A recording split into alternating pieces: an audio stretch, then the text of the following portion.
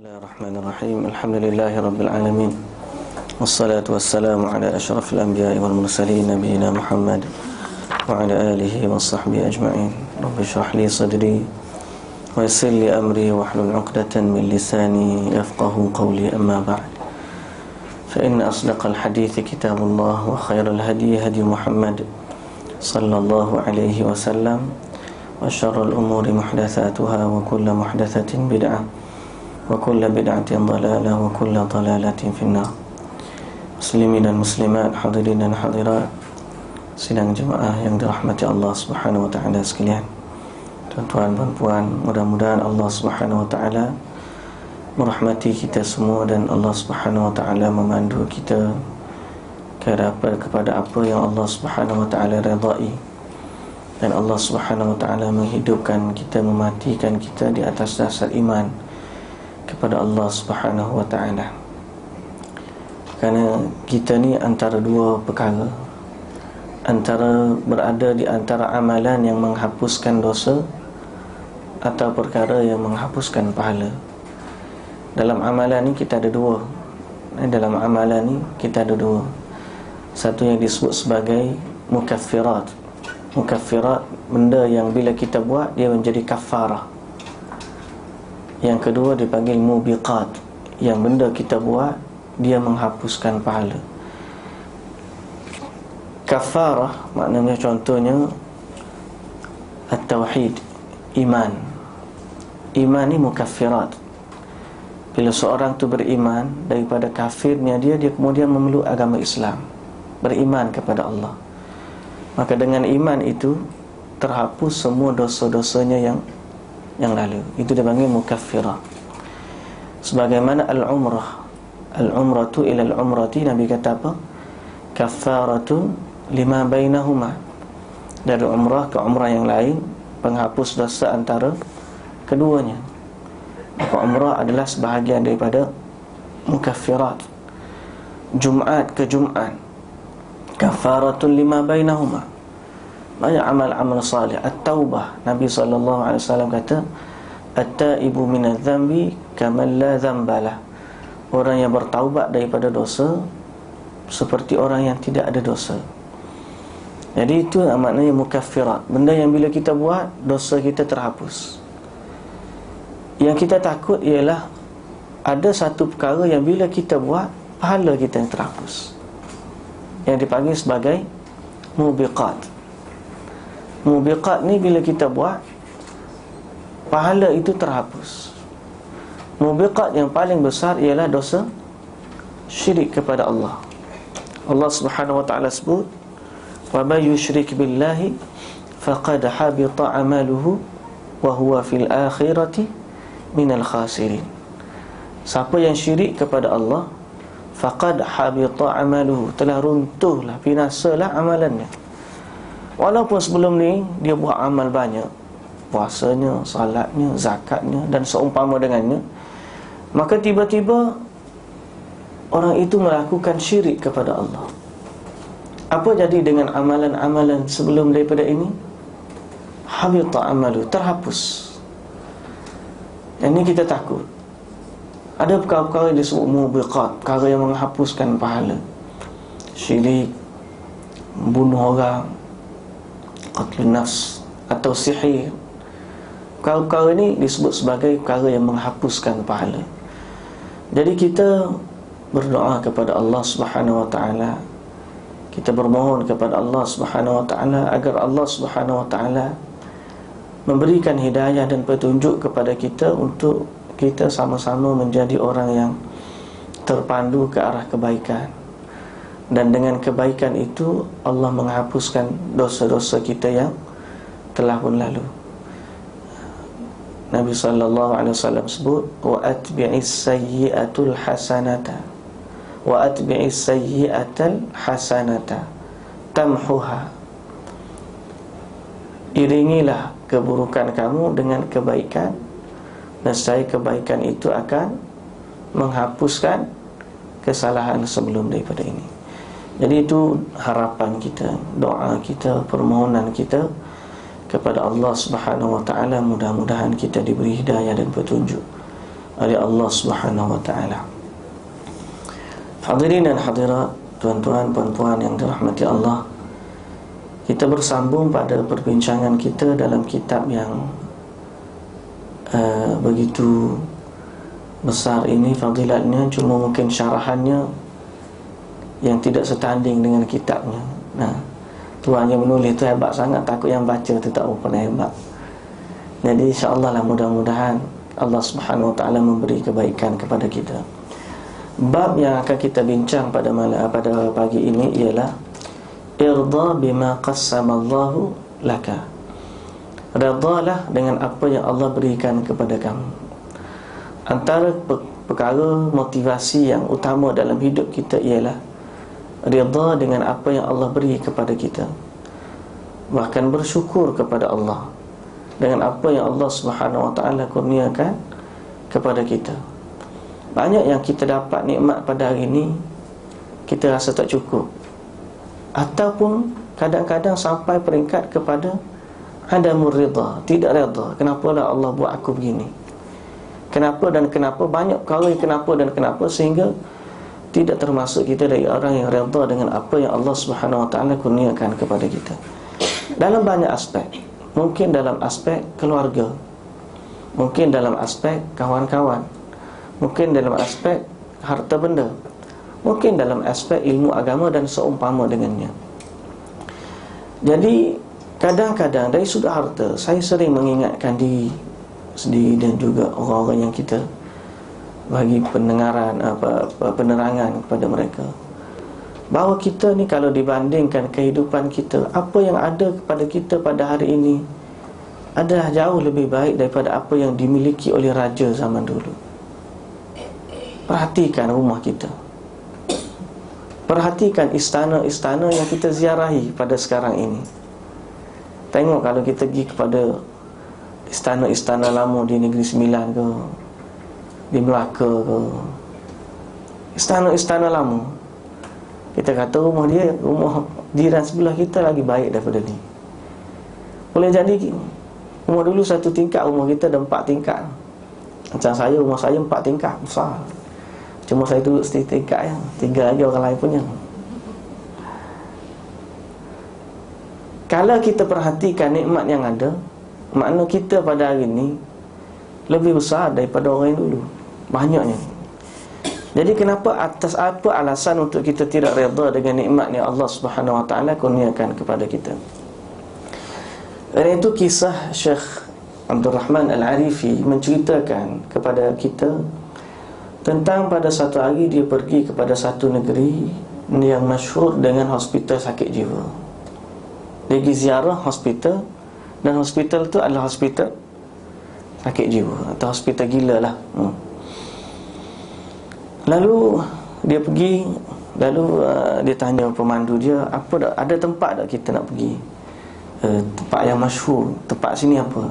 Dia kata tak ada yang masyhur Syekh, melainkan sini yang masyhur hospital gila. Dia kata kalau begitu jom kita pergi. Dia kata Syekh, takkan kok kita nak pergi hospital gila? Bila cari tempat lain kalau kita nak pergi? Lah, dia kata boleh jadi dia kata limadha turidu an tata'akkad min aqlika. Kenapa nak pergi sana Syekh? Kamu nak cek akal kamu betul ke tak betul ke? Apa sebab Syekh nak pergi sana? Dia kata la, lakin nastafid, na'tarifu ni'matallahi alaina. Kita pergi itu adalah sebab untuk kita ambil iktibar, kita ambil faedah, dan kita bersyukur, kita ketahui nikmat yang Allah bagi kepada kita. Lalu dia pun pergi,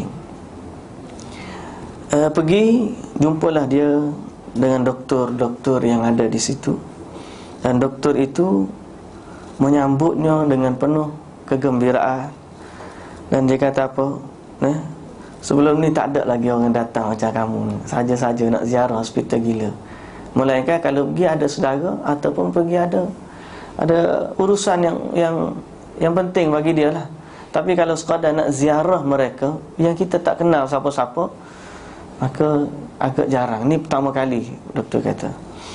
Lalu dia pun bawa untuk pergi berjalan. Dia kata laisal khabar kal muayanah, laisal khabar kal muayyanah. Bukanlah, dia kata, Syekh kata kami nak tengok.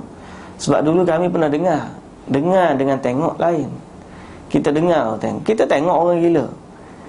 Tapi bila kita duduk bersama mereka, kita akan tahu banyak perkara. Kemudian dia pun bawa berjalan. Ringkas ceritanya, dia bawa berjalan. Bila bawa berjalan, bunyi suara yang berteriak. Itu biasalah, normal, kita boleh jangka begitu kan. Kanat ghuraf al-marda muwazza'atun ala janibil mamar. Dia lalu, bunyi suara bilik-bilik orang yang duduk dalam rawatan tu, duduk di kiri-kiri jalan, kiri kanan jalan, sehingga suaranya kuat. Dia kata, hadza ma hadza, ma hadza. Sampai satu tempat dia tengok seorang lelaki yang mana dirantai, diikat kat hospital gila. Dia tanya, ma hadza? Hadza majnun. Orang ni siapa? Orang ni gila. Yusab bi naubat sar' tusibu kullu 5 aw 6 sa'at. Dia kata ni dia kena jenis penyakit gila yang sawan, yang mana setiap 5 atau 6 jam dia akan jadi nak cederakan diri sendiri dan sebagainya. Lalu terpaksa diikat begitu. La haula wala quwwata illa billah. Dia tanya, sejak bila kawan ni begini, dirantai? Dia kata, sejak 10 tahun. Lama. Kemudian dia, Syekh pun diam, tak cakap apa. Berjalan.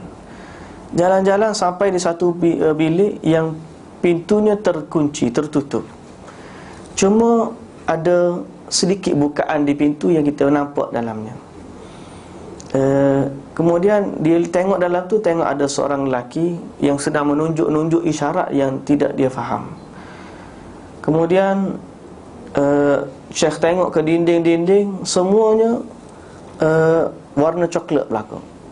Dinding, lantai, warna coklat, semua warna coklat. Dia pun tanya Syekh, ni siapa? Ni pun orang gila juga, dia kata. Kenapa? Dia kata, aku tahu dia gila, tapi kenapa kita tengok seolah-olah nampak macam dia cerdik, dia nak tengok pada kita, tunjuk isyarat, tapi kita tak faham. Apa dia? Dia kata, hadzal rajul idza ra'a jidaran tharat a'sabahu wa aqbala yadribuhu biyadihi wa taratan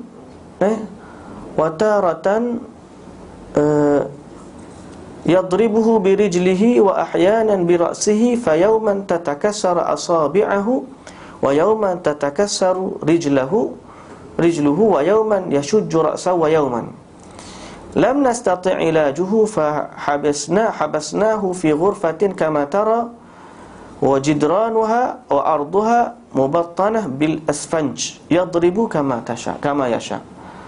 Dia kata, lelaki ni datang kepada kami, dia tak boleh tengok dinding.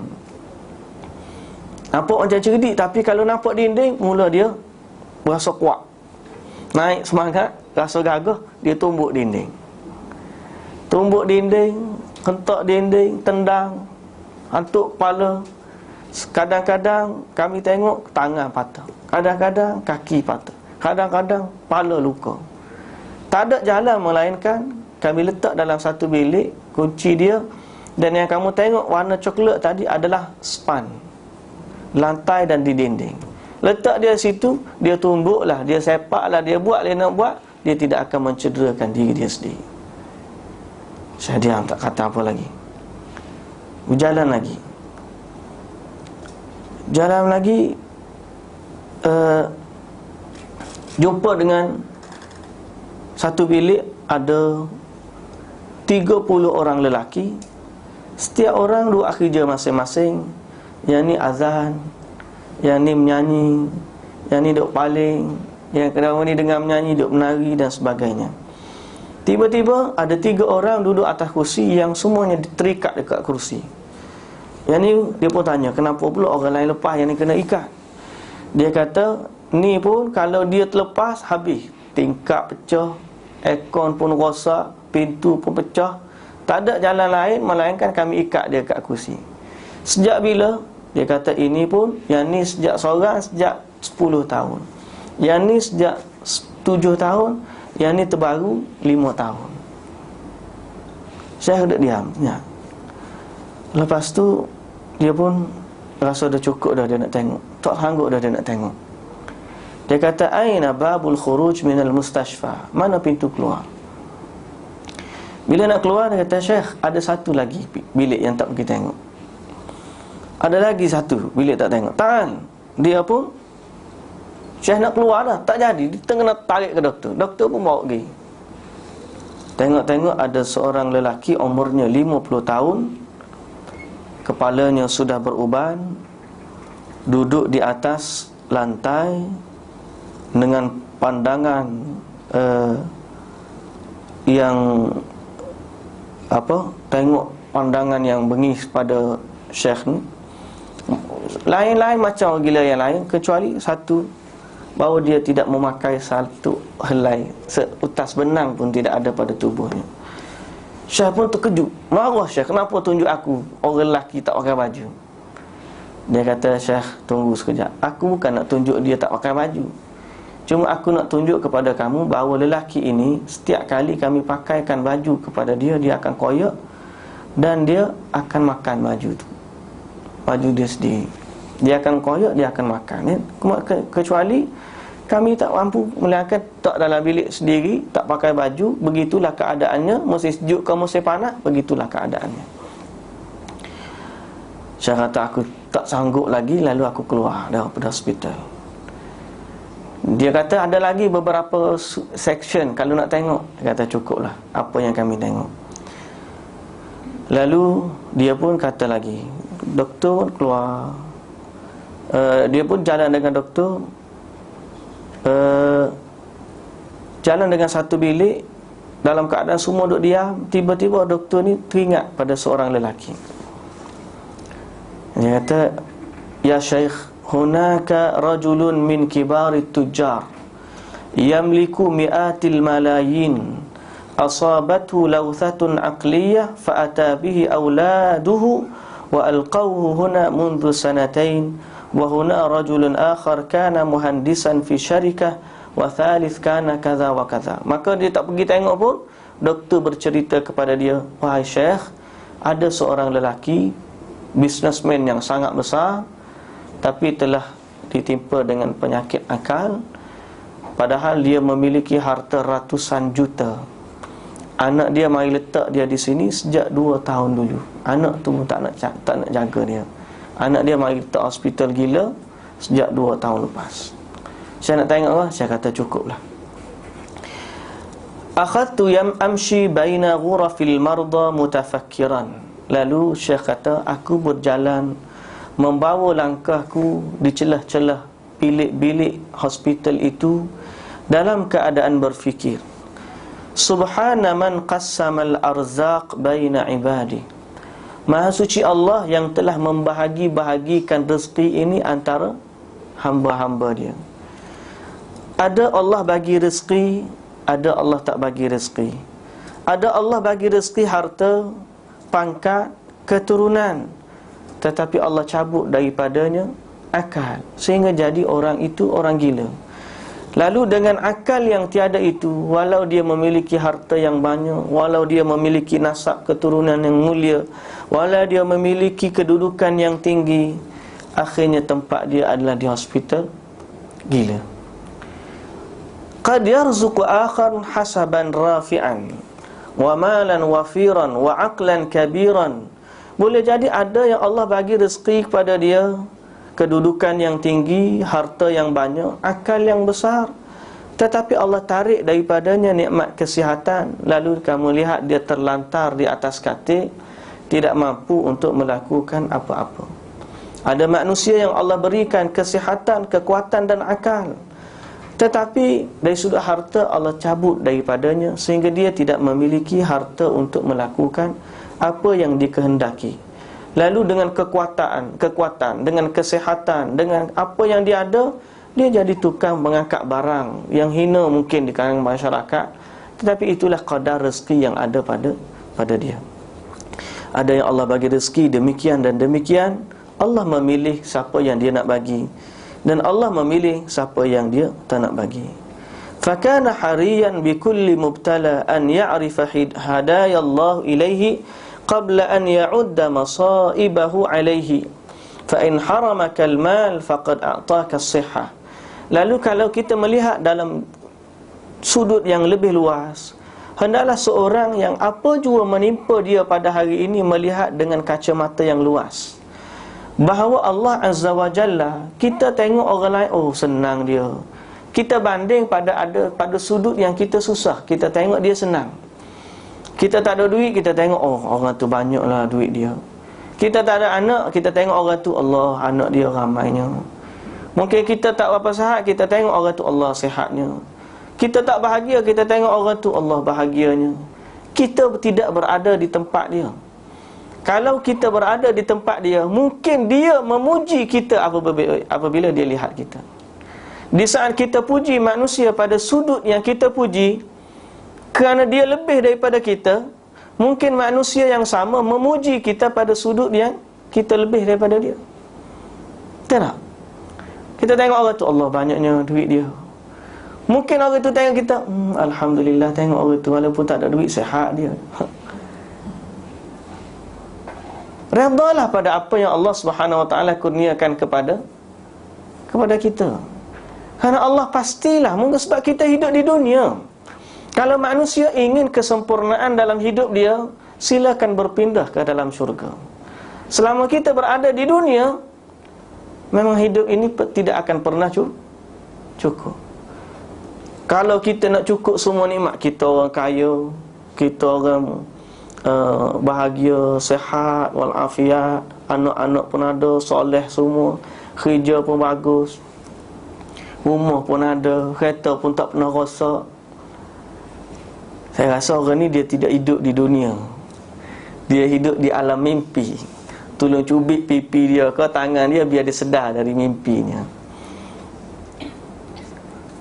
Betul tak? Ini hakikat kehidupan. Hani'an laka an ta'ish alaihi wa tamutu alaihi faqalla bimil'i fika faqul bimil'i fika al'an bi'a'la sautika alhamdulillah wa kadzalika as-sahabatil kiram radhiyallahu anhum.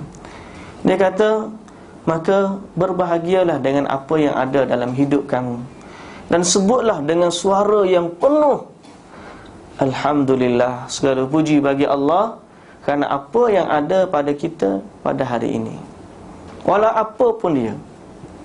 Yang paling utama, kita memiliki nikmat iman, yang saya sebut di awal tadi sebagai mukaffirat.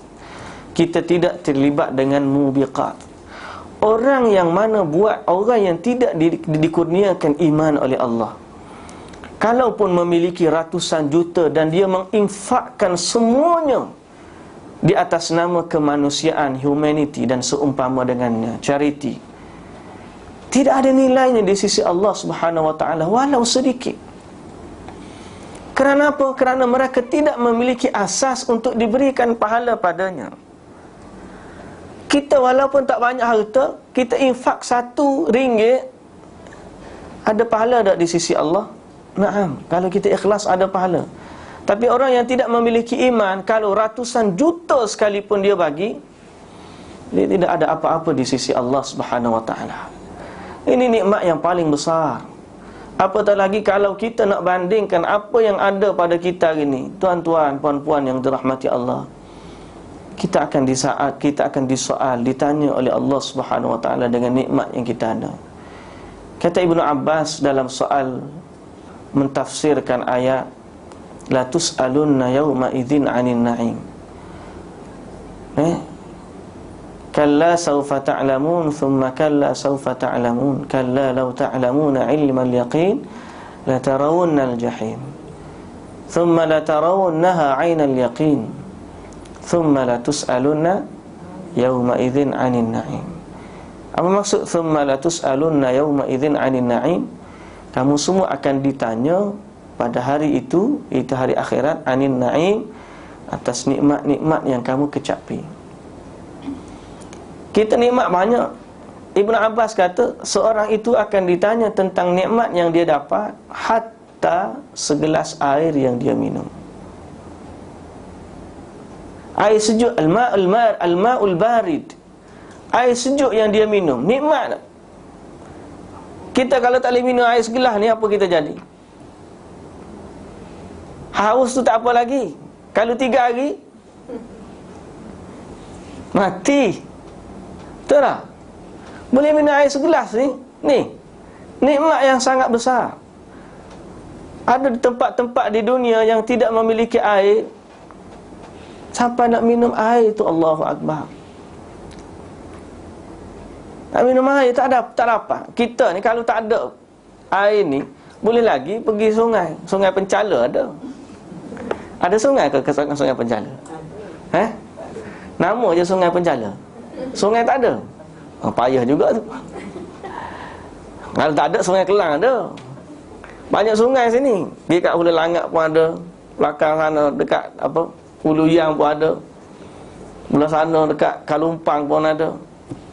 Kita ni lembut, banyak air. Tak ada air ni, ada air. Tak ada air tu, hujan pun ada. Sekarang ni sampai banjir. Nikmat yang ada pada kita, kalaulah kita tak kaya sekalipun, tak ada rumah sekalipun, kita boleh hidup dah. Bandar orang lain yang tak boleh hidup.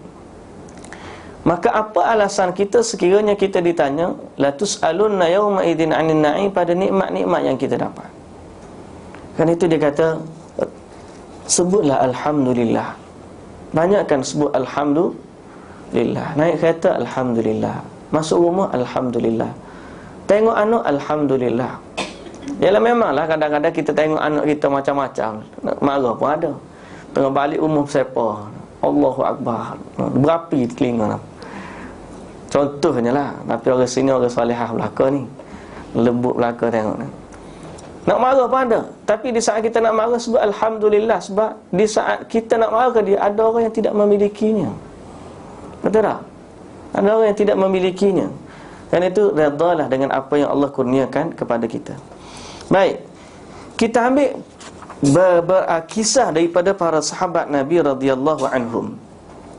Ba'atha Rasulullah sallallahu alaihi wasallam Amr ibn al-As جهة الشام في غزوة ذات السلاسل فلما صار إلى هناك رأى كثرة عدوه فبعث إلى رسول الله صلى الله عليه وسلم فبعث إليه صلى الله عليه وسلم أبا عبيدة ابن الجراح أميرا على مدد فيه المهاجرون الأولون وفيهم أبو بكر وعمر وقال صلى الله عليه وسلم لأبي عبيدة حين وجهه لا تختلفا فخرج أبو عبيدة حتى إذا وصل إلى عمرو بن العاص قال له عمرو إنما جئت مددا لي وأنا أمير الجيش فقال له أبو عبيدة لا لكن على ما أنا عليه وأنت على ما أنت عليه أي أنا أمير على أصحاب الذين قدموا معي وأنت أمير على أصحابك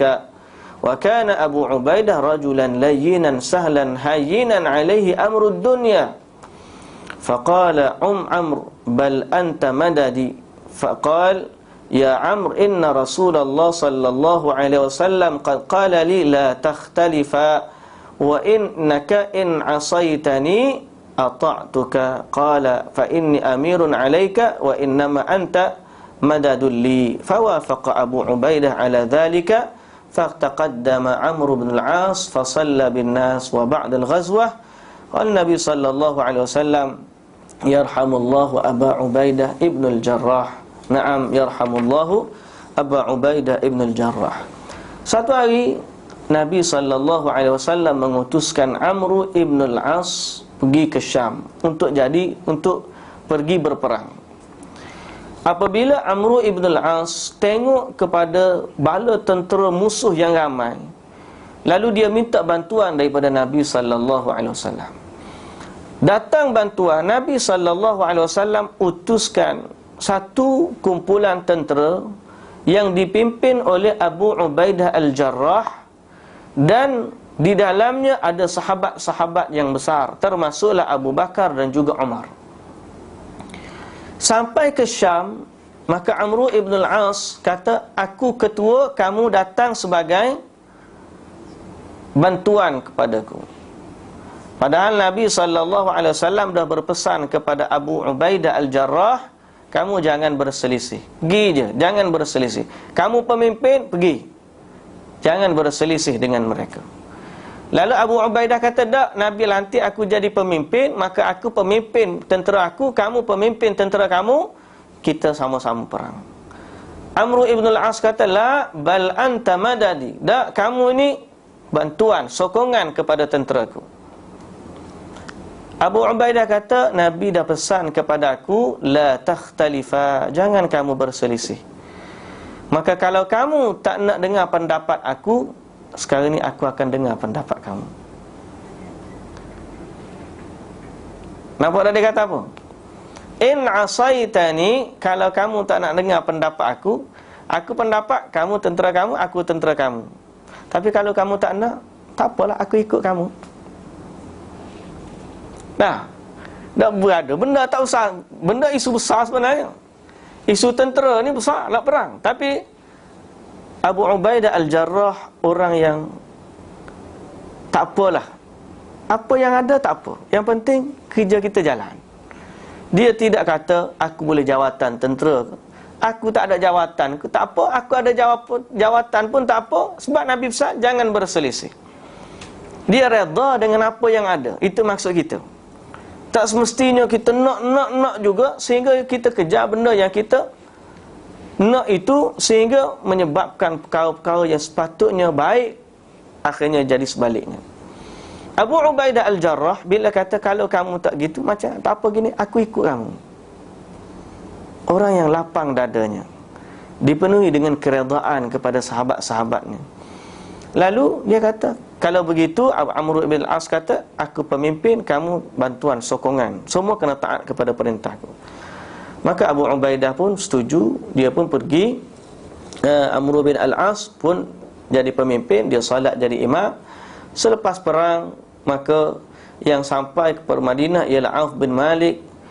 Nabi SAW tanya khabar kepada Auf bin Malik, apa cerita?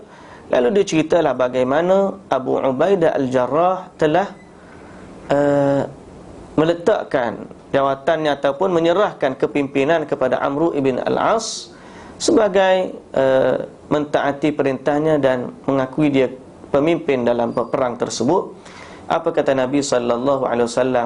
Yarhamullahu Aba Ubaidah ibn al-Jarrah, semoga Allah merahmati Abu Ubaidah ibn al-Jarrah. Naam, ya, Nabi mendoakan dia dengan rahmat di atas sifatnya yang redha dengan apa yang Allah Ta'ala kurniakan kepadanya. Baik, ini apa yang ada dalam kisah para sahabat. Pada dalam kehidupan kita, tepuk dada, tanyalah iman kita. Sebenarnya perkara ni boleh kita praktikkan dalam banyak perkara, dan sesungguhnya bila kita melakukan seperti itu, jadilah kita orang yang baik pada kehidupannya, dan kita akan bersyukur dengan apa yang kita ada. Syukurlah dengan apa yang kita ada. Kadang-kadang kita ni banyak yang tak puas hati. Jumpa orang kata, Ustaz Wan nampak gelak sikit lah ni. Saya kata, tidaklah ni, gelak dulu pun gelak juga dia tu. Tak adalah kata dulu masa kita mula-mula, ialah macam-macam, mana budak kecil tu pergi orang kempen sabun apa, sabun Halia ke apa, pakai sabun tu jadi putih. Semangat kita pun beli. Balik kat rumah, mak saya pun gelak, dia kata, nak putih sangat ke dia kata. Dia kata tapi sifat kita begitu. Lama-lama, bila lama kelamaan kita pun tahu bahawa apa yang Allah Ta'ala jadikan adalah satu kemuliaan dan kebaikan bagi kita. Allah tidak menzalimi hambanya. Pada apa jua yang kita ada, bersyukurlah padanya. Kalau kita syukur dari sudut yang ni, Allah bagi lebih pada sudut yang lain. Nampak tak? Redha dengan apa yang Allah Ta'ala bagi. Kita susah dah di sini, tapi kita redha juga.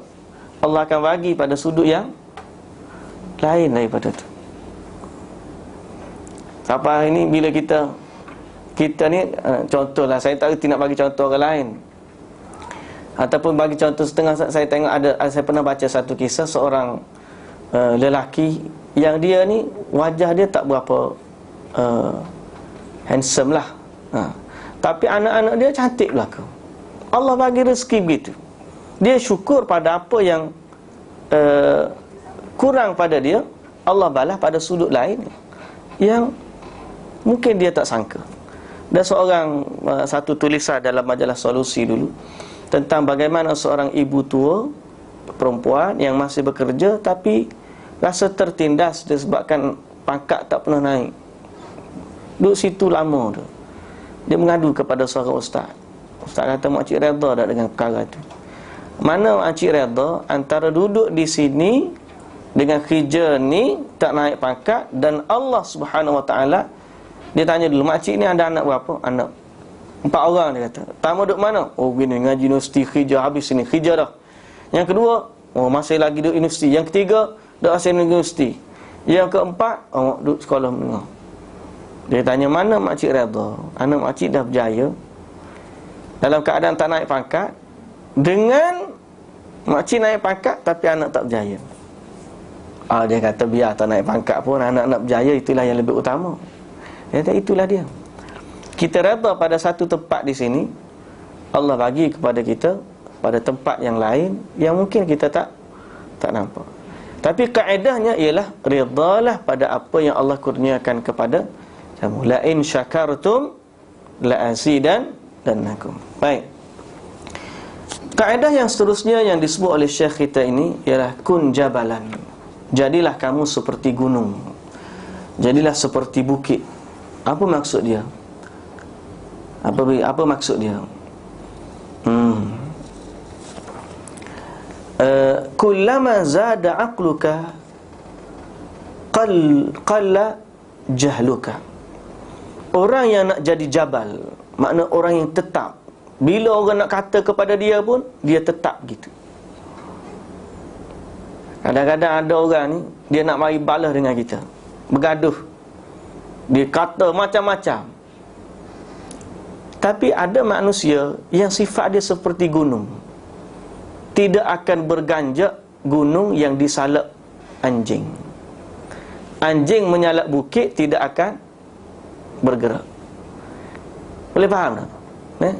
Ada manusia sifat dia seperti gunung. Walau orang bermusuh dengan dia, dia tetap seperti dan seteguh itu. Kita bukan nak sebut orang yang degil lah. Bukan masalah jadi gunung, orang yang degil, orang tegur pun aku tak kisah. Bukan gunung dari sudut itu. Yang maksud Syekh di sini, jadilah gunung, maknanya kita alam yang baik, tanda kebaikan itu ada pada kita dan tidak terjejas dengan keburukan orang yang ada di keliling. Wa ibadur rahman, dalam surah Al-Furqan Allah Subhanahu wa taala sebut, wa ibadur rahmanil ladzina yamshuna 'alal ardi hauna. Orang-orang hamba Ar-Rahman alladzina yamshuna 'alal ardi hauna, mereka yang berjalan di atas muka bumi dengan rendah diri. Rendah diri. Tetapi wa idza khatabahumul jahilun qalu salama. Apabila orang jahil mari cakap pada macam-macam, dia kata qalu salama, selamat sejahtera. Kamu nak cakap, cakaplah kamu nak. Tapi orang tahu yang mana intan, yang mana kaca. Ya? Yang mana intan, yang mana kaca, orang boleh kenal. Kita ni kebaikan, ilmu sekarang ni, contohnya orang kata orang ni sesat, orang ni tak betul, orang ni begitu.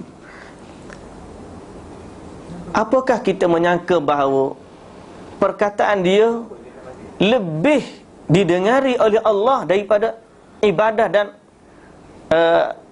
amalan kita? Ataupun apakah kita nak kata perkataan dia dan hakikat sebenar itu tidak diketahui oleh Allah Subhanahu wa taala? Nah, kun jabalan, jadilah orang yang tetap, teguh. Kalau kita ni orang baik, saya sekarang ni kalau anak-anak main ngadu, dia kata, Abi, dia dah berada sama-sama dia je, bukan orang lain pun. Nah, Abi, dia cakap, khususnya perempuan lah, perempuan dia sensitif sikit. Anak saya ada 4 orang, 3 lelaki, seorang perempuan. Yang perempuan tu sensitif sangat. Kalau kata dia tak cantik pun dia main mengadu. Dia kata adik cakap dia tak cantik, dia kata. Ataupun dia kata walau budak-budak biasa duk bergaduh kan. Dia kata adik cakap macam-macam lah, cakap tak baik lah, cakap. Kita tanya dia balik. Nama dia Aisyah. Aisyah ni baik ke tak baik? Dia kata Aisyah baik, dia kata. Dia katalah, budak kan lah. Kata, kita ajar kepada dia, kalau kita baik, biarlah dia nak kata apa pun. Dah kita baik, kita tahu kita buat kebaikan. Orang nak kata dia cakap tak betul, kita tahu kebenaran. Kun jabalan. Kalau kita memiliki akhlak yang tinggi, mari manusia tahmuh macam-macam apa pun yang dia kata. Nabi SAW macam mana? Siapa yang tak kata kepada Nabi? Abu Jahal kata macam-macam, Abu Lahab kata macam-macam pada Nabi SAW. Tapi apakah terjejas Nabi SAW? Sehingga apabila Ummu Jamil, isteri Abu Lahab, kata mudhammamun abaina. Mudhammam, dia nama Muhammad, tapi Muhammad yang terpuji, Ummu Jamil bagi nama mudhammam, yang tercela. Nabi kata apa? Dia kata mudhammam, aku Muhammad. Nasa. Kun jabalan, jadilah kita gunung yang teguh, yang tidak berganjak, yang tidak terjejas dengan salakan anjing yang hina. Orang anjing menyalak bukit. Nah, sebagaikan anjing menyalak bukit. Pepatah orang tua dulu. Bukan kita nak samakan orang yang kata kita, jangan pula kita kata aku jadi bukit, kamu jadi anjing. Jangan pula kata begitu. Tak adalah kata nak fulan bin fulan tu sebagai anjing. Cuma pepatah orang kata dulu, bagai anjing menyalak bukit. Kun jabalan, maksudnya kita jadi orang yang teguh pada iman, pada agama kita, pada akhlak kita, sehingga apa pun yang dikatakan oleh orang tidak akan menjejaskan apa yang ada pada kita di sisi Allah Subhanahu wa ta'ala. Baik. Wa ya jabal ma tahtazzuka rihun bal innaka law istatharaka shakhsun ma fi majlisin aw baitin aw qanatin fada'iyyah aw muhadaratin 'ammah fa innaka idza baqaita hadi'an lam taghdab wa lam tathra ma lan nas ma'aka diddahu. Bahkan dia kata, kalaulah orang itu menjadi tenangnya seperti bukit yang tidak gelabah. Orang kata kepada dia dalam satu majlis ke, dalam satu rumah ke, dalam satu channel ke, atau dalam satu muhadarah, lalu dia tenang, tak terkesan apa, nak kata-kata. Dia kata apa? Malan nasu ma'aka diddahu. Manusia akan pergi bersama dengan kita. Dalam satu kisah Nabi sallallahu alaihi wasallam, Nabi sallallahu alaihi wasallam selepas daripada perang Badar, berlakulah perang Uhud.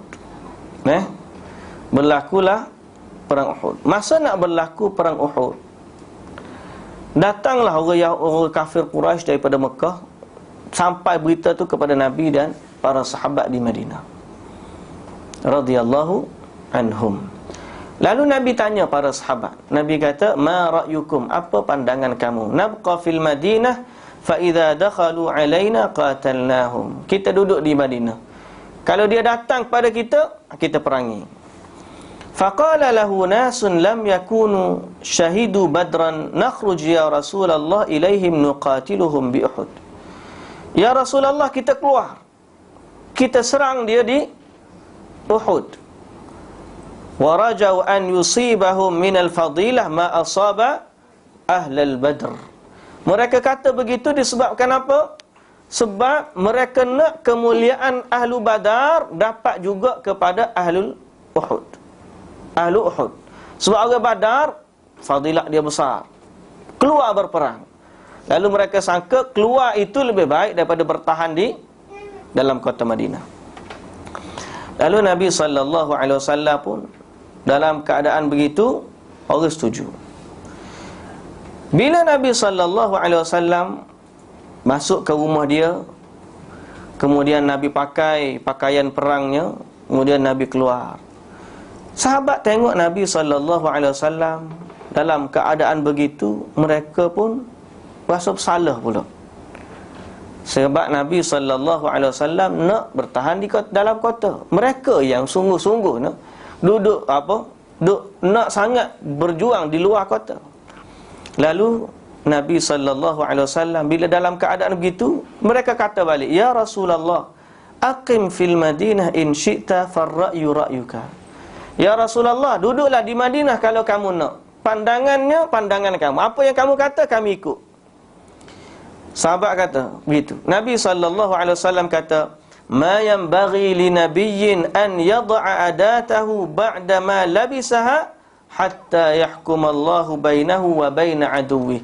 Tidak patut bagi seorang nabi untuk meletakkan kembali alatan-alatan perangnya sehinggalah Allah menghukum antaranya dan antara musuhnya.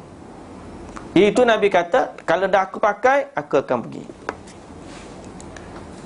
Falamma nazala Abu Sufyan wal musyrikuna bi asli jabal Uhud, farihal muslimuna alladhina lam yashhadu badran biqudumil aduwwi alaihim wa qalu qad saqa Allahu alaina umniyatana. Thumma qala an-nabiy sallallahu alaihi wasallam, man rajulu yakhruju bina 'ala al-qaumi min kathbin ay min qarib min tariqin la yamurru bina 'alaihim. Faqala rajulun min bani Harithah bin Usama ismuhu Abu Khaythamah, ana ya Rasulullah. Dalam keadaan bila tu, maka datang Abu Sufyan dan juga orang-orang musyrikun bi asli jabal Uhud. Abu Sufyan masa tu dah lepas. Dan bila musuh-musuh musyrikun datang, maka orang muslimin bergembira. Dia kata, Allah telah datangkan cita-cita kita. Itu mereka bercita-cita nak mati syahid. Nabi SAW kata, ada tak seorang daripada kamu yang nak pergi kepada satu jalan yang tidak dilalui oleh mereka, min qarib, daripada dekat? Faqala rajulun, berkatalah seorang lelaki nama dia Abu Khaythamah, ana ya Rasulullah. Fasalaka bihi ardu bani Harithah wa baina amwalihim wa mazari'ihim hatta salaka bi fi mali rajulin ismuhu Marba' bin Qaidhi wa kana rajulan munafiqan darir al-basar. Lalu dia pun, Abu Khaythamah pun berjalan, ikut jalan pintas pergi ke lalu satu tanah milik Harithah, Bani Harithah, sampai ke satu tanah milik seorang lelaki munafik yang mata dia buta. Apabila dia falamma sami'a hissa Rasulillah sallallahu alaihi wasallam wa ma'ahu minal muslimin qala yahthi fi wujuhihim at-turab. Jadi Abu Khaythamah ni dia bawa kumpulan Nabi ni ikut lalu celah-celah perkampungan untuk nak pergi ke Uhud, nak pergi dekat dengan tentera musyrikin, nak sampai ke Bukit Uhud. Lalu di satu tanah milik seorang munafik, bila dia dengar Nabi SAW, dia kata apa? Dia bangun dan dia campurkan tanah ke atas wajah-wajah mereka, baling pasir, baling tanah. Wa yaqul in kunta Rasulullah fa inni la uhilla laka an tadkhula fi haiti. Thumma akhadha al-khabith hafnatan min at-turab fi yadihi thumma qala wallahi law a'lamu anni la usiba biha ghayraka ya Muhammad la darabtu biha wajhaka. Dia kata apa? Yahudi, munafik ni kata. Dia dengar orang berjalan, dia kata, kalaulah kamu ni Rasulullah, aku tak halalkan kamu masuk dalam tanahku. Dia ambil satu bekah daripada tanah, dia kata, demi Allah, kalaulah aku tahu, kalau aku campak ni kena wajah Muhammad, nescaya aku akan campak. Orang munafik. Fabtadarahu sahabatul kiram wa hajamu alaihi mu'addibin Faqala an-nabiy sallallahu alaihi wasallam, la taqtuluhu, fahadha al-a'ma, a'ma al-qalb, a'ma al-basar. Wa madha Rasulullah sallallahu alaihi wasallam lam yaltafit ila dhalika al-munafiq. Nabi sallallahu alaihi wasallam kata apa? Para sahabat bila dengar munafik ni kata begitu, semua pakat bangun nak bagi pengajaran kepada sang munafik. Nabi bila tengok sahabat dia bangun, Nabi kata apa? La taqtuluh, jangan bunuh dia. Fahadzal a'ma, dia orang buta. Buta hati dan buta mata. Biarkan dia. Jabal. Nabi sallallahu alaihi wasallam dia tidak mengendahkan tomahan orang yang tidak ada kaitan dengannya. Kadang-kadang bila kita bergaduh, kita tak layan orang bergaduh dengan kita. Bila bergaduh, tengok dengan orang nak bergaduh dengan kita. Kalau bergaduh, kita majikan bergaduh dengan pembantu rumah, duk bergaduh. Kita bayar gaji dia, cukup-cukup bulan bayar juga. Dan nak marah tu marah lah. Tapi jangan sampai emosi, sampai pergi kat talih nak buat kerja lain. Nah, tengok orang lah, dia bergaduh. Allah tak ada tak nak bergaduh dengan dia. Kita buat diam 2-3 hari, lepas kita suruh dia buat lah. Muka kita bayar gaji dia. Diam-diam sudah. Kun jabalan. Dari sudut tu. Dari sudut lelaki. Sebab tu Nabi SAW kata, dari sudut iman, la tazalu ta'ifatun min ummati zahirina 'alal haqq la yadurruhum man khalafahum. Orang yang benar akidahnya, berada di atas jalan Ahlus Sunnah wal Jamaah, atas jalan Nabi dan para sahabat, Nabi kata mereka sentiasa akan ada pada setiap zaman. La yadurruhum man khalafahum. Mereka tidak akan menerima mudarat daripada orang yang menyelisihi mereka. Kebenaran tetap akan dijaga oleh Allah Subhanahu wa ta'ala. Orang nak bermusuh dengan kita, makna kita ambil lah, tengok juga, jangan siapa kita tak tengok langsung. Tapi jangan duk layan sangat lah. Kadang-kadang ada orang hantar mesej, makilah, marah dan sebagainya, kata macam-macam. Kita tahu dia balas ni bukan di atas dasar ilmu. Tak guna untuk kita berdebat dengan dia. Tak guna untuk kita layan hujah-hujah dia. Sebab kalau kita jawab, jawapan kita walaupun benar, dia akan bagi markah kosong. So what? Tak guna. Kun jabalan. Jadi orang yang jadi teguh di atas kebenaran. Tengok Nabi SAW. Nabi Yahudi kata apa pada Nabi? Macam-macam. Quraisy kata apa kepada Nabi? Macam-macam. Munafik kata apa kepada Nabi? Macam-macam. Tapi apakah Nabi SAW sampai peringkat Nabi tak boleh bekerja, tak boleh berdakwah kepada Allah, tak boleh berdakwah kepada agama Allah disebabkan mereka-mereka ini? Dalam kisah Bukit Taif, penduduk Taif, Nabi kata apa? Aku tak kisah yang mereka kata. Yang penting kamu, ya Allah, janganlah kamu murka kepadaku. Illam takun ghadabuka alayya fala ubali. Selama kamu tak murka kepadaku, ya Allah, hak lain biar dia nak kata apa. Ini akhlak ke tidak? Sebahagian daripada akhlak. Bahawa jangan duk layan sangat benda yang, dalam hadis banyak hadis, min husni islamil mar'i tarkahu ma la ya'ni. Daripada baiknya Islam seseorang, tinggalkan apa yang tidak berfaedah, tidak berkaitan bagi dia. Jadi sifat bukit yang kita maksudkan ialah bukan degil, tetapi teguh di atas kebenaran. Di antara akhlak yang baik ialah teguh di atas kebenaran. Dan Nabi SAW meninggalkan munafik tadi, tidak endahkan dia, biarlah dia nak kata apa. Yang penting Nabi ada tujuan yang lebih besar, nak pergi berperang dengan orang-orang Quraisy di medan Uhud. Baik, dapat dah kaedah yang kedua. Kaedah yang pertama, redalah dengan apa yang ada. Kaedah yang kedua ialah jadilah kamu seperti gunung atau bukit. Yang ketiga yang kita nak sebut pada hari ini dalam adab dan akhlak yang baik juga, Syekh telah meletakkan satu bab, la tal'anhu innahu yashrabu khamran. Jangan kamu laknat dia, Sesungguhnya dia minum arak. Pernah tak kita dengar seorang lelaki yang minum arak di zaman Nabi SAW, kemudian disebat,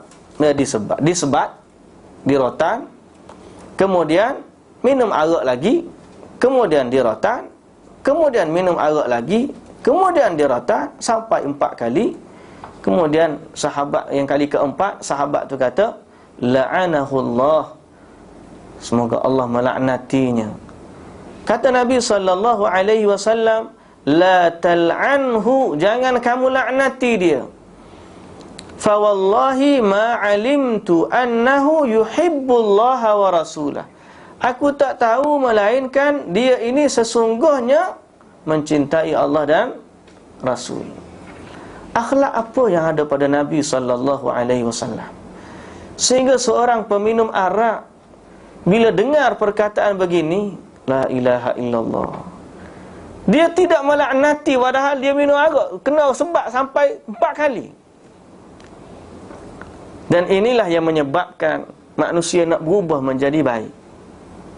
Seorang penzina datang minta izin, ya Rasulullah, idzalli bizina, ya Rasulullah, izinkan aku berzina. Semua sahabat marah belaka. Nabi kata, jangan marah, panggil sini. Kamu nak tak dia jadi pada mak kamu, adik-adik kamu, anak perempuan kamu? Dia kata tak nak. Orang lain pun begitu juga. Akhirnya tukar daripada yang suka berzina jadi sangat benci kepada zina. Nabi tidak suka melaknat, walaupun dia itu adalah pelaku dosa besar. Syurbul khamr, minum arak ni dosa besar, tapi Nabi tak laknat dia. Sebat tetap sebat, nasihat nasihat, tapi jangan jadi orang yang melaknat. Sama ada kita dengan keluarga, adik-beradik atau sahabat anda, siapa-siapa pun, akhlak itu mesti kita jaga. Syekh penulis kita ni, hari 2-3 hari ni masyhur dalam Facebook, cerita bagaimana dakwah dia. Syekh Al-Arifi ni seorang yang mana uslub dakwah dia sangat lunak, lembut, sehingga ramai orang yang menerima ajakan dia, dan tidak sedikit yang minat kepada dia. Sampai Syekh Al-Arifi ni kalau dengar dalam YouTube, tengok tengah live, orang telefon tanya soalan, bukan setakat tanya soalan, nak pinang dia on air pun ada. Syekh Al-Arifi ni, orang dia handsome, alim, doktor, akhlak yang baik. Kalau kita kata ni cukup sifat lah, antara pendakwah yang masyhur kan ni di Arab Saudi. Pernah sekali on air tu, tengah tu orang perempuan telefon, dia kata, Syekh, aku nak jadi isteri nombor 2, boleh tak? Syekh tutup telefon, kau jawab soalan lain. Ini dia, maknanya orang yang baik, lelaki atau wanita, suka pada dia. Salah satu uslub hari yang sekarang ni masyhur, dia buat satu recording membelakangi Kaabah, duduk atas hotel, nampak gambar Kaabah. Dia lepas sudah tu, dia tengok semua orang lain baik belakang, melainkan seorang juru kamera ni lepas rakaman, ambil rokok, isap. Padahal dia baru saja buat rakaman ceramah agama. Lepas ambil recording itu, isap rokok. Syekh pun kata, kamu main sini kejap. Dia kata, Syekh, tak saya sebut lah, orang lain nasihat aku banyak dah, tak jadi belakang. Baru nak baca ayat Quran, Syekh, tak usah baca ayat Quran, orang lain baca banyak dah, kata. Tak jadi belakang. Aku beginilah aku, tak boleh nak tinggal. Syekh, bukan tak nak tinggal, tak boleh nak tinggal. Baru nak nasihat, cakap, nak macam mana? Kalau kita nak macam mana? Kalau kita nak macam mana?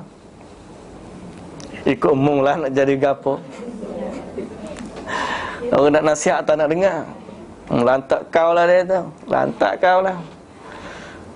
Tapi Syekh Al-Arifi, bila kawan tu tak nak bagi dia nasihat, dia kata, mari ikut aku. Dia pegang tangan, dia tarik, dia pergi dekat cermin dia, nampak Kaabah. Dia kata, kamu nampak orang bawah tu? Nampak dia tu? Kamu tak adakah dalam niat hati kamu nak duduk bersama dengan mereka, bertawaf, berdoa dengan mereka? Dia kata, ada juga. Mari kita doa sama-sama. Aku doakan kamu, kamu aminkan. Biarlah kita tak duduk tawaf di Kaabah pun, tapi kurang-kurang kita doa ni, doa Kaabah nampak depan kita. Ya Allah, dia pun doalah kepada fulan ni, berikanlah rezeki kepada dia, rezeki yang baik, kehidupan yang baik. Macam-macam lah doa dia panjang lebar. Yang kawan ni pula amin, amin. Dan dia tak pernah doa gitu kepada dia. Doa amin, Syekh doa panjang lah, Syekh doa semua kebaikan kepada. Syekh kata selepas habis dah doa aku nak tutup doa tu. Aku kata, ya Allah, sekiranya dia tinggal rokok yang dia isap, kabulkanlah semua doa ini. Tapi kalau dia tak berhenti, maka urusan itu terletak pada tanganmu, ya Allah. Nak kata tak apa. Tapi dia kata, aku letakkan syarat kabul doa itu pada. Dia kata, ya Allah, kalaulah kawan ni tadi ni tengah pap doa, dok menangis ni, air mata bercucuran ni, tengah menangis, tiba-tiba penutup, ya Allah, kalaulah dia berhenti daripada rokok, kabulkanlah permohonan. Kalau tidak, tak kawan. Dia pun lepas tu kawan tu lari, menangis dia, lari, hilang, tak jumpa 2-3 tahun. Lepas jumpa 2-3 tahun lepas tu, jumpa seorang lelaki yang mana wajah dia bersih, dengan janggut pun dah ada simpan. Jumpa, Syekh, apa khabar? Dia kata, kamu ni pernah tengok, tapi mana? Dia kata, Syekh ingat dah dulu seorang lelaki yang saya doakan dia supaya dia berhenti rokok, dan saya tak syarat bahawa kabulkan doa kalau dia berhenti rokok. Dia kata, aku rasa doa itu adalah antara doa yang paling baik dalam hidup, tapi aku tak sanggup untuk kehilangan doa tersebut. Akhirnya aku balik dan aku tidak pernah lagi merokok lepas daripada itu. Uslub melaknati pelaku maksiat tidak selalunya berakhir dengan dia berhenti, tapi menjadi orang yang hikmah dalam dakwah. Nabi, sahabat-sahabat ni minum arak, Nabi kata, la tal'anhu. Yang ni yang kita hilang daripada kita. Kita ni kalau nak marah orang, mudahnya ayat petik jari nak suruh dia berubah lalu. Kata kita maki seolah dia berhenti, padahal dia berhenti setakat tu je, dia balik tu, dia buat balik. Tapi apa yang Nabi SAW buat ialah mereka ketuk hati manusia. Dan apa yang diterangkan oleh Syekh ni, la tal'anhu, jangan kamu laknati dia. Sama yang dia buat. Dia tulis buku ni dan praktikalnya dia buat. Dia pegang tangan kawan tu, pergi berdoa begitu. Tak marah, tak gapo. Tak ada tangan doa. Kita kalau doa begitu, kita dah menangis, dah bercucuran, tiba-tiba akhir sekali dia letak syarat doa tu lah ke mana? Ish. Hikmah. Apa? Hikmah. Kita kalau kena doa gitu pun, rasa kalau Syekh doa pada kita, mari Syekh besar, Imam Masjidil Haram, kau siapa, kau duduk terbelah kita, doa ke tanah, ya Allah begini. Doa bukan untuk dia, doa untuk kita. Kita juga amin ya. La ilaha illallah. Sanggup tak kita kehilangan doa tu kalau dia letak satu syarat? Tak sanggup. Doa pula depan Kaabah pula. Jadi siapa-siapa yang ada kawan-kawan tu, ajak dia doa sekali. Doa. Tambah-tambah pula kalau kita pergi bawa keluarga kita, pergi bawa ke umrah ke, doa depan Kaabah. Kata, saya hari ni teringat kat kamu, nak berdoa. Mari kita doa sama-sama. Saya nak berdoa untuk kamu. Cuba kita buat begitu. Doa untuk saudara kita, jarang kita buat. Jarang kita buat. Ni doa untuk saudara kita. Hatta anak-anak kita yang ada masalah, kita doakan, mari mak nak doa untuk kamu. Kamu tolong aminkan doa mak. Mudah-mudahan Allah kabulkan doa. Biar dia tahu apa doa kita untuk dia. Kemudian kita doa, ya Allah, kabulkanlah permohonanku. Nak letak syarat, tengok lah. Takut kita tak syarat, anak kita kau lari lagi. Tengok keadaan. Uslub tu boleh kita gunakan untuk dakwah, tapi jangan sekali-kali menjadikan lidah kita bahasa dengan laknat dan perkara-perkara yang tidak elok untuk didengar. Ini akhlak dan uslub dakwah. Sebab tu kitab ini ialah istamti' bihayatik, nikmati kehidupanmu. Bagaimana mereka yang berakhlak mulia, uslub kehidupan mereka begitu indah, bagaimana mereka menjadi orang yang sengsara? Nah, tidak, sekali-kali tidak. Mereka akan jadi orang yang sangat bahagia dalam kehidupan mereka. Baik, tuan-tuan, puan yang dirahmati Allah, cukup 3 dulu pada hari ini kaedah yang kita bincangkan berdasarkan kisah yang ada pada sirah Nabi sallallahu alaihi wasallam. Mudah-mudahan Allah merahmati kita semua pada perbincangan kita. Doakanlah sesama kita, doakan saya juga yang sangat-sangat perlu kepada doa daripada tuan-tuan dan puan-puan, dan sama-sama kita mendoakan sama-sama yang lain. Dan doa secara an zahril ghaib adalah doa yang sangat didengar oleh Allah Subhanahu wa ta'ala. Apa yang baik dari Allah, yang tidak baik dari kelemahan saya sendiri. Ada soalan kena tanya? Biasa tak ada, biasa. Kalau ada tu kena tanyalah. Nah.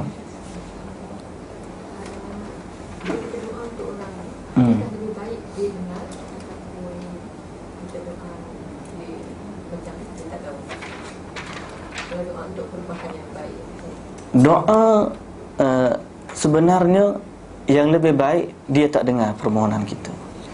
Kita doa bersendirian di tengah malam. Bahkan doa sebegitu bukan sekadar lebih baik untuk dia, lebih baik untuk kita. Sebab orang yang berdoa kepada saudara dia tanpa sahabat tu tahu, malaikat mendoakan untuk kita. Malaikat doa wa anta kadzalik. Kamu juga sebagaimana apa yang kamu doakan untuk sahabat kamu. Tapi kalau kita ada memiliki dipanggil uslub untuk dakwah dia, untuk mengajak dia kepada kebaikan, nak menceritakan bagaimana prihatinnya kita, sikap peduli kita terhadap dia. Sebab manusia dia akan jadi hatinya tersentuh kalau orang ambil berat pada dia. Betul tak? Jadi kalau kita zahirkan doa, tak semestinya kalau kita tak ada tangan begini, hantar mesej kepada dia. Oh, aku teringatkan kamu duduk di Mekah. Saya kadang-kadang teringat kat Mekah, kat tengok sahabat-sahabat yang kita ingat. Kita teman, saya sekarang berada di Mekah. Tiba-tiba teringatkan anda, kata, mudah-mudahan Allah menghimpunkan kita dalam kebaikan.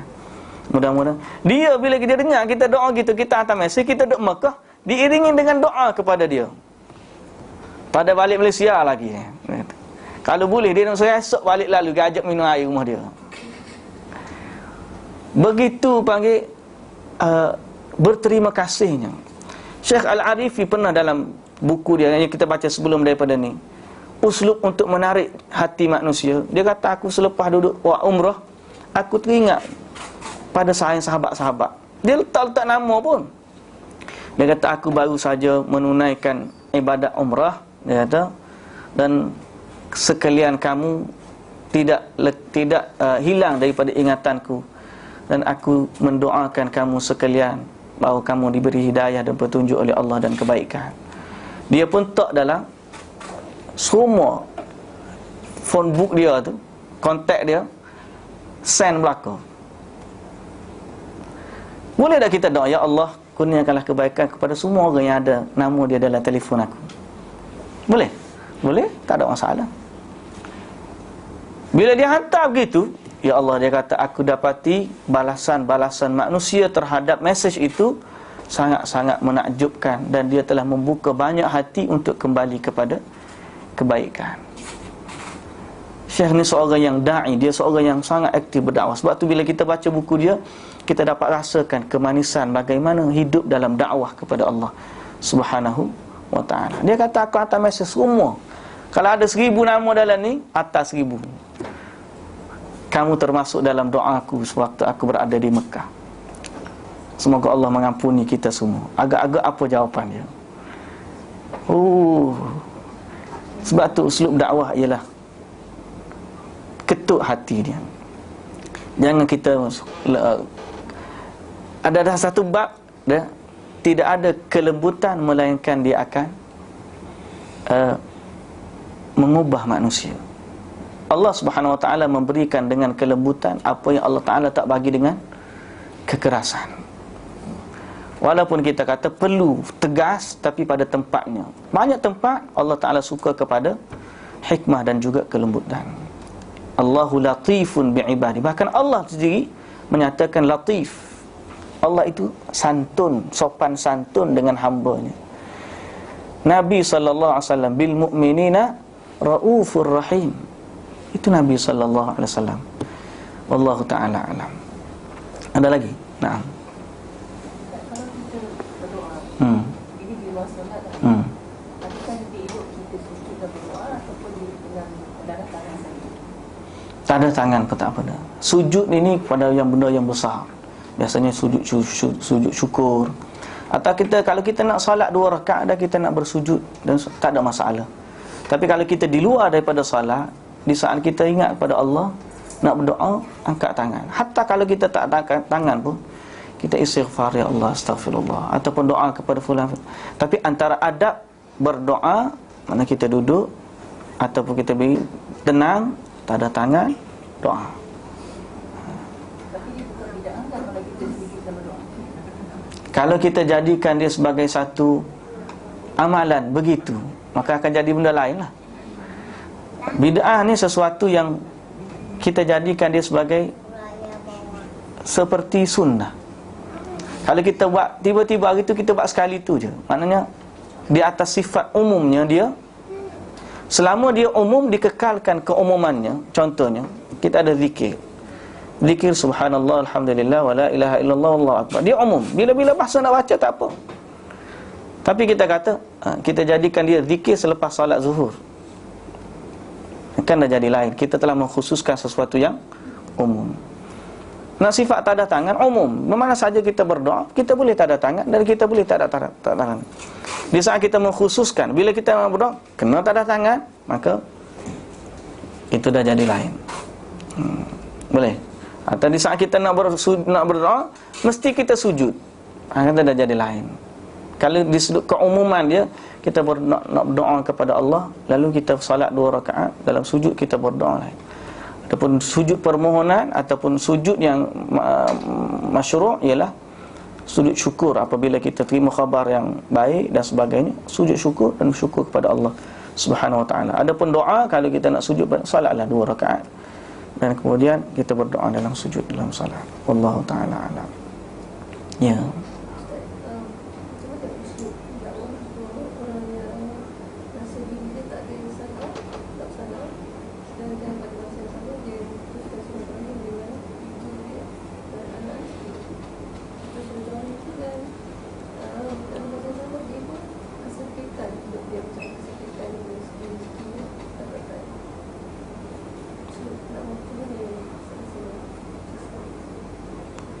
Allah musta'an. Memang ada kadang-kadang manusia yang pertama sekali, bila ada manusia yang seolah-olah kita nampak, kita kata seolah-olah nampak hatinya tertutup. Bila kita kata apa pun, dia dah tak terima, sampai memutuskan silaturahim dan sebagainya. Dalam bab ni, biarlah kita menjadi orang yang terlebih baik, lebih baik daripada orang yang terlebih. Ya, maknanya kalau kita buat baik kepada dia, biarlah dia buat jahat kepada kita.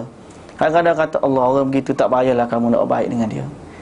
Mana kita buat baik berpada-pada, buat jahat jangan sekali. Kalau kita menyalahi, buat baik berpada-pada tu terlebih kita, maka tidak ada salahnya. Seorang wanita Yahudi yang mana Nabi SAW sentiasa buat baik, dia ni tak ada kerja caci maki Nabi je. Kita semua tahu, caci maki Nabi je. Sampai akhirnya boleh jadi lepas Nabi tak ada, baru dia sedar kehilangan Nabi SAW. Baru dia sedar selama ni dia telah ada orang yang berbuat baik kepada dia. Akhirnya selepas kewafatan baru dia tahu kebaikan orang itu. Kadang-kadang kita buat baik pada orang untuk dia insaf, bukan untuk dia balas kebaikan kita. Buat baik kepada dia, boleh jadi dengan kebaikan yang kita buat sehingga dia terbiasa menerima kebaikan. Bila ialah dia buat gitu, sampai akhirnya mungkin apabila kita meninggal, ataupun kita berpindah, ataupun kita tak ada di sisi dia, dia rasa sesuatu dah tak ada daripada hidup dia. Rupa-rupanya selama ni dia menerima kebaikan daripada seseorang, lalu dia jadi baik. Tapi kita tidak sempat melihat kebaikannya. Boleh jadi kita tak sempat merasakan kebaikannya, tapi yakinlah bahawa kebaikan secara langsung memang kita tak dapat Tapi di sisi Allah, kitalah orang yang mengubah dia menjadi orang yang baik. Jadi atas dasar tersebut, berbuat baik kepada manusia tidak rugi. Buat baik kepada dia. Dalam masa yang sama, doakan dia. Buat baik. Ada orang sampai kadang-kadang kita nak buat baik kepada dia pun dia tak nak juga. Nak pergi rumah dia pun dia tak boleh dah. Maka doakan dia. Jangan kita putus. Kita ada dua perkara yang duduk di titian sirat. Saya lupa satu yang, tapi salah satunya ialah Ar-Rahim. Sewaktu manusia nak menyeberangi titian sirat, ada dua amalan yang akan duduk di sebelah kiri kanannya. Salah satunya adalah Ar-Rahim, maknanya kasih sayang, rahmat. Silaturrahim tu makna tali persaudaraan. Dia akan duduk di sebelah titian sirat dan berdoa kepada Allah supaya menyelamatkan orang ini di saat dia menyeberangi. Silaturrahim adalah perkara yang antara perkara yang memasukkan manusia ke dalam syurga. Apa tu?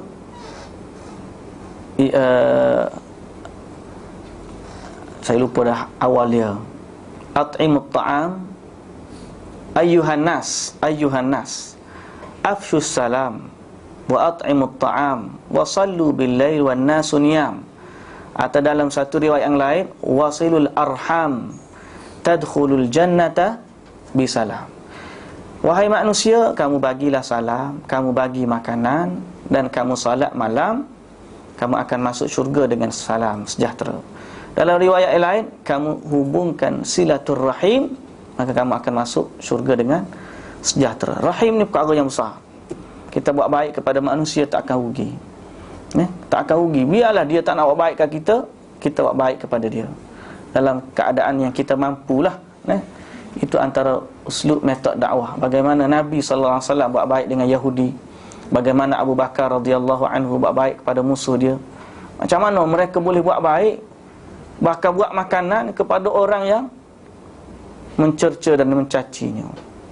Payah nak buat tu. Payah. Cakap mudah, tapi nak buat tu, Allah, mudah-mudahan Allah bagi kekuatan kepada kita. Satu lagi, kalau kita nak buat gitu, kita kena ada kun jabalan tadilah. Kalau kita ambil semua yang orang kata letak dalam kepala, kita tak akan boleh buat kebaikan kepada orang. Saya ada konsep mudah je. Ingat kebaikan orang kepada kita dan keburukan kita kepada orang. Jangan ingat kebaikan kita kepada orang, keburukan orang kepada kita. Ingat benda baik hak orang buat kat kita. Jadi kalau kita orang bersyukur. Dan ingat benda jahat kita buat kat orang, Allahu Akbar, aku ajar. Kita jadi orang yang rendah diri. Kalau kita ingat benda baik itu, aku buat baik sekali, tengok aku buat baik ke dia, aku baik ke tu, aku buat baik. Akhir sekali jadi orang sombong. Lepas tu ingat hak orang buat jahat kat kita. Mana kebaikan dia? Banyak juga, tapi kita dah nampak baik hak buruknya. Yang kita ingat keburukan kita kepada orang, kebaikan orang kepada kita. Yang kita lupa kebaikan kita. Biarlah kita lupa pun, malaikat tulis. Akhirat saya semua tu akan dikembalikan kepada kita. Dan kita juga jangan lupa, kita jangan ingat keburukan orang kepada kita. Jangan letak dalam kepala. Payah kita nak baik kat dia. Biarlah esok akhirat besok baru kita, dulu kamu akan buat jahat kat aku ya. Tengok-tengok adalah kita. Oh, ya Allah, dia dulu ada hutang aku nak minta. Ataupun kalau kita menjadi orang pemaaf, kredit tu masuk free pada kita. Wallahu a'lam. Doalah, jangan lupa. Doa paling jangan lupa. Abu Hurairah radhiyallahu anhu, bila dia nak ajak mak dia masuk Islam, mak dia boikot, tak nak makan . Kita tahu cerita Abu Hurairah macam mana dia nak suruh mak dia masuk Islam. Mak boikot, tak nak makan, mati pun tak apalah. Yang penting kamu kalau nak mak hidup, keluar daripada agama Muhammad. Abu Hurairah pergi ngadu pada Rasulullah. Doa Rasulullah, balik-balik mak berubah tu. Daripada yang tak nak masuk Islam dan tak nak memusuhi Islam, akhirnya mak dia lembut hati masuk Islam. Doa. Wallahu ta'ala alam. Subhanakallahumma wa bihamdik, asyhadu an la ilaha illa anta, astaghfiruka wa atubu ilaik. Aqul qawli hadza wa astaghfirullahal azim li wa lakum. Assalamualaikum warahmatullahi wabarakatuh.